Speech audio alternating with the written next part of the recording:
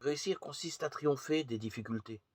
Tous ceux qui ont obtenu des résultats satisfaisants y sont arrivés en surmontant certains obstacles.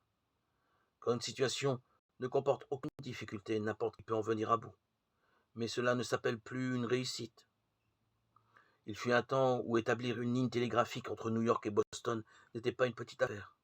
Puis, ce devint chose aisée, mais la pose du câble atlantique fut considérée alors comme un exploit étant donné tous les obstacles qui se présentaient. La pose d'un câble sous-marin devint à son tour une routine, mais envoyer un message par radio à travers l'océan souleva des questions qui, pendant un certain temps, parurent insolubles. Ces difficultés furent vaincues comme les autres. Il n'est aucun problème personnel dont on ne puisse triompher par un traitement spirituel calme, persévérant, et une activité sagement appropriée. Si nous souffrons d'une déficience qui semble contrecarrer notre réussite,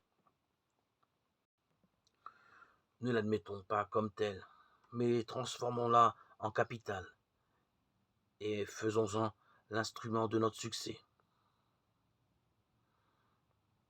À cause de sa mauvaise santé, Henry George Wells fut obligé d'abandonner un travail fastidieux et mal payé. Il resta donc chez lui, écrivit des livres qui eurent beaucoup de succès et devint un auteur connu dans le monde entier.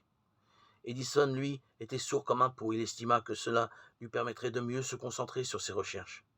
Beethoven composa des chefs-d'œuvre malgré sa surdité. Theodore Roosevelt fut un enfant chétif, myope et très nerveux. On l'avait averti qu'il devait mener une vie retirée.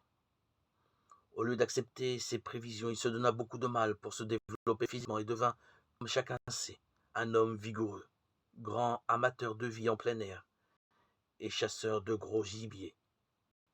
À Londres, la propriétaire d'une maison de couture réputée était autrefois la femme d'un employé besogneux qui devint tuberculeux. Elle n'avait jamais été dans les affaires et n'avait pas été préparée à gagner sa vie quand elle dut tout à coup subvenir aux besoins de son mari et de ses 2 enfants. Elle débuta avec rien sauf son bon goût et sa foi en la prière.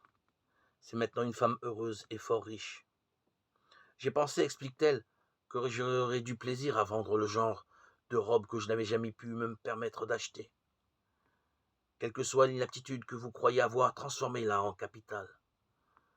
Tout problème personnel semble toujours particulièrement ardu à résoudre. Mais un traitement spirituel et une courageuse détermination viennent à bout de tout. Les difficultés sont des poteaux indicateurs qui jalonnent la route menant à Dieu.